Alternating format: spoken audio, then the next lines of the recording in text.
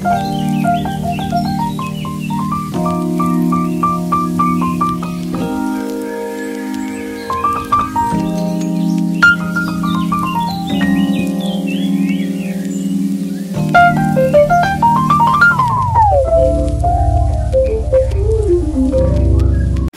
And welcome back to my channel chilix diary. तो दुर्गा पूजा प्राय हाथे गोना और कटा दिन बाकी, तो तार आगे स्किन और चुल के किभाबे हेल्दी रखते हबे सेटा निये এই ভিডিওটা।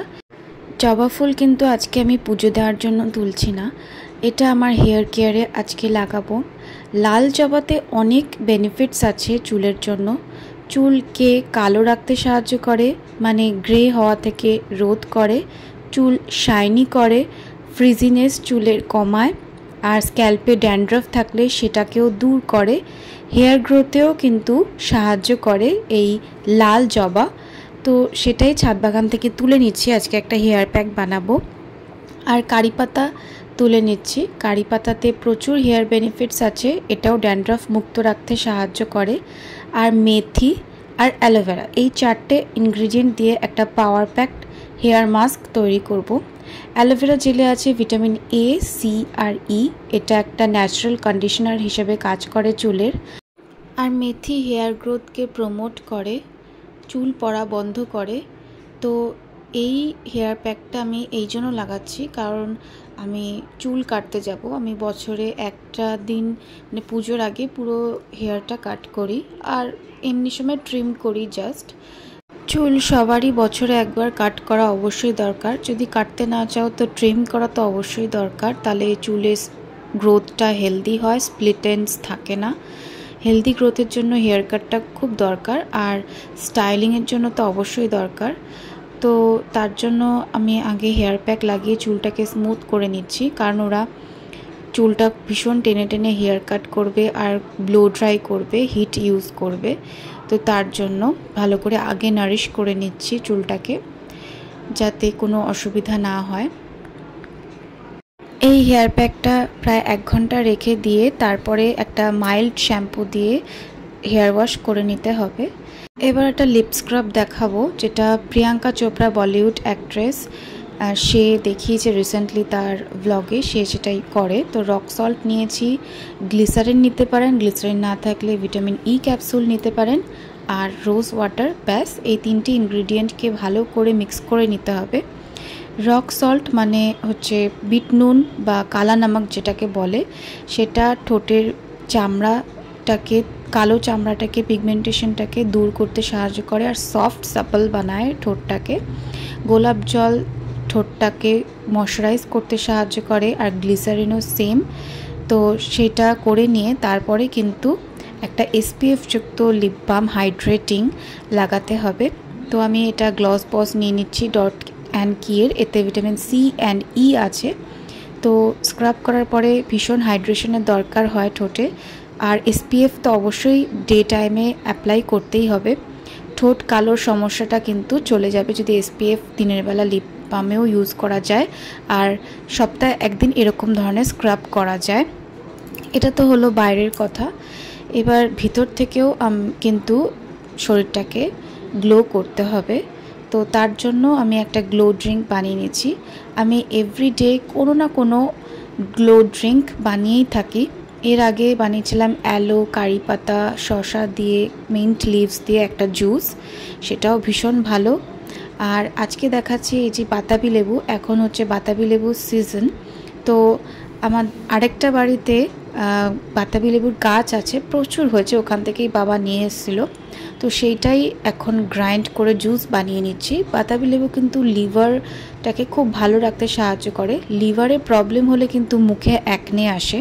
আর এতে প্রচুর পরিমাণে ভিটামিন সি আছে। ভিটামিন সি সিরাম শুধু ওপর থেকে মুখে অ্যাপ্লাই করলেই কিন্তু কাজ হবে না, ভেতরেও কিন্তু ভিটামিন সি ইনটেক করতে হবে, তাহলে গ্লো কিন্তু বাইরে দেখা যাবে। তো আমি এভরিডে পূজার আগে এরকম ধরনের কোনো না কোনো কিছু না কিছু দিয়ে গ্লো ড্রিঙ্ক অবশ্যই খাচ্ছি। তো আজকের আমার গ্লো ড্রিঙ্ক রেসিপিটা শেয়ার করলাম। এবার আমার কিছু পার্সেল চলে এসে, দুর্গাপুজো বলে কথা, সবাই মোটামুটি আমাকে পুজোর টাকা দিয়ে দিয়েছে, তো সেই দিয়ে আমি শপিং শুরু করে দিয়েছি। উইশ লিস্ট করা ছিল, তো সেগুলোকে এবার এক এক করে আনবক্স করছি। একটা কিউট ড্রেস অর্ডার দিয়েছি, এটা কিন্তু পিওর কটনের ওপর চলে যাচ্ছে।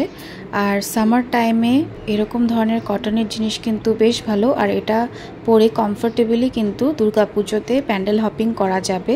যা গরম পড়েছে আর প্রচুর ভিড় হয়, সেই হিসাবে এই ধরনের কমফোর্টেবল ইয়েট বিউটিফুল ড্রেস কিন্তু সবার ওয়ার্ড্রোবেই থাকা দরকার। এটার দামও কিন্তু বেশি না, 358 বা সামথিং ছিল, আমি পরে মেনশন করে দেবো।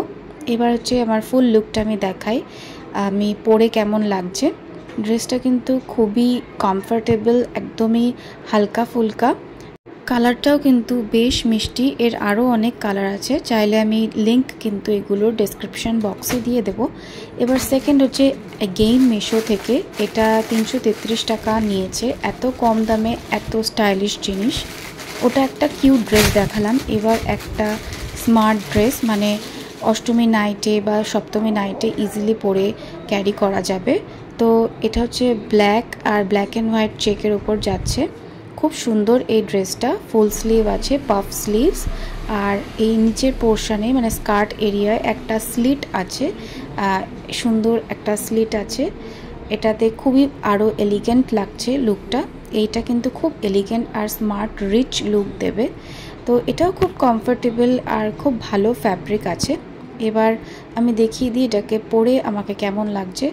অবশ্যই আপনারা কিন্তু কমেন্ট করে জানাবেন যে কোন ড্রেসটা আপনাদের ভাল লাগছে আর আমাকে এই ড্রেসগুলোতে কেমন লাগছে। তো পুজোর শপিং মোটামুটি এইভাবেই আমি স্টার্ট করে ফেলেছি। আপনারা কে কীরকম শপিং করা শুরু করেছেন অবশ্যই কমেন্ট করে জানাবেন। এবার থার্ড ড্রেসটা দেখাই, এটা মিন্ত্রা থেকে নিয়েছি। এইটা জিন্স, কার্গো জিন্স, এটা জেড ব্ল্যাকের ওপরে যাচ্ছে আর খুব সফট, স্ট্রেচেবলও আছে। এবার এটাকে ভালো করে দেখাই। এখন কার্গো জিন্সটা কিন্তু খুব ট্রেন্ডি যাচ্ছে, আপনারা চেক করে দেখতে পারবেন। যে কোনো সেলিব্রিটি বলুন বা অন্য কেউ বলুন, রাস্তায় খুব কার্গো জিন্সটা এখন চলছে। তো আমিও ভাবলাম একটা ট্রাই করে দেখি। জেড ব্ল্যাকের ওপরে খুব সুন্দর এই জিন্সটা। এবার অ্যানাদার মিশো থেকে আমি এই টপটা নিয়েছিলাম, এটাও খুব কম প্রাইসে, আমি পরে চেক করে লিখে দেব কত প্রাইসে নিয়েছে। এটারও লিঙ্ক ডেসক্রিপশন বক্সে আমি দিয়ে দেব, চাইলে আপনারা পারচেস করতেই পারেন। এবার এই দুটোকে আমি একসাথে পেয়ার করেছি। দেখুন, একটা হালকা কালারের টপের সাথে জেড ব্ল্যাক কালারের জিন্স কিন্তু খুব ভালো একটা কন্ট্রাস্ট তৈরি করছে। এটা কিন্তু ষষ্ঠীর সকাল বা সন্ধ্যাতে ইজিলি পরা যেতে পারে। এটা খুব একটা ক্যাজুয়াল লুক দিচ্ছে, ইয়েট এলিগেন্ট অ্যান্ড স্টাইলিশ। এটা আপনারা চাইলে ব্রাঞ্চ ডেটেও পরে যেতে পারেন, দিনের বেলা বন্ধুদের সাথে বা মুভি টাইমে দেখতে পারেন। এটা হচ্ছে ফোর্থ অপশন, এটাও মিন্ত্রা থেকে নেওয়া। এটা একটা কোয়ার্ড সেট, এথনিক কোয়ার্ড সেট। এটা পুরোই পিওর কটনের ওপর যাচ্ছে, ওপরটা একটুখানি টিউনিক টাইপ আছে, খুবই সুন্দর আর খুবই কমফোর্টেবল। পিওর কটন যেহেতু, তো গরম একদমই লাগবে না এটা পরলে। তো পুজো চলছে যেহেতু, পুরো সপ্তাহ ধরে কিছু না কিছু আমার চলছে, তো এটা আমি আরেকটা দিন দেখাচ্ছি। আইব্রোজ করতে চলে গেছি। আমি চাই যে আমার আইব্রোজটা পারফেক্ট হোক। আইব্রোজ কিন্তু মুখকে একটা ভালো ফ্রেম দেয়। এটা যদি গন্ডগোল হয়ে যায় তাহলে দেখবেন পুরো ফেসটাই কিন্তু লুকটাই পুরো চেঞ্জ হয়ে যায়। তো আমি চাই না যে তাড়াহুড়োর মধ্যে এরকম হোক, আমি ধীরে সুস্থে আগেই আইব্রোজটা করিয়ে নিয়েছি। তারপরে একদিন চলে গেছিলাম, বলেছিলাম যে আমি হেয়ার মাস্ক লাগিয়ে চুলটাকে প্রিপেয়ার করে রেখেছিলাম, কেন আমি হেয়ার কাট করতে যাব তাই। তো এটা আমার ফেভারিট স্যালন, যেখান থেকে আমি হেয়ার কাটটা করাই। তো এখানে চলে এসেছি হেয়ার কাট করাতে। আমি লেয়ার্স কাটি, আমি আগেই বলেছি অনেকবার। এটা আমার মুখকে একটা খুব ভালো ফ্রেম করে, তো সেই কারণে আমি লেয়ার্সটাই কাটি। পুজো বলে কথা, সব কিছুই পারফেক্ট থাকতে হবে, সব বাঙালির একটা ইমোশন। তবে জানি রিসেন্টলি এমন একটা ঘটনা হয়েছে, সেই কারণে সবারই এখন মনটা খারাপ। সে পুজোতে বেরোই বা না বেরোই, কিন্তু সবসময় আমি প্রেজেন্টেবল থাকতেই পছন্দ করি। তো সেই কারণেই এই এত শপিং আর এই হেয়ার কাটটা করেই নিলাম। আমার হেয়ারটা অনেকটাই গ্রো হয়ে গেছিলো, মানে সেটটা ঠিক ছিল না, এটাকে সেট করার জন্যই হেয়ার কাটটা করা। এর ফুল লুকটা আমি নেক্সট ব্লগে দেব। ততক্ষণের জন্য চ্যানেলটিকে অবশ্যই সাবস্ক্রাইব করুন, লাইক করুন, শেয়ার করুন আর বেল নোটিফিকেশনটাকে অন করে দিন, যাতে সব ভিডিও সবার প্রথমে আপনার কাছে আসে। And yes, thanks for watching.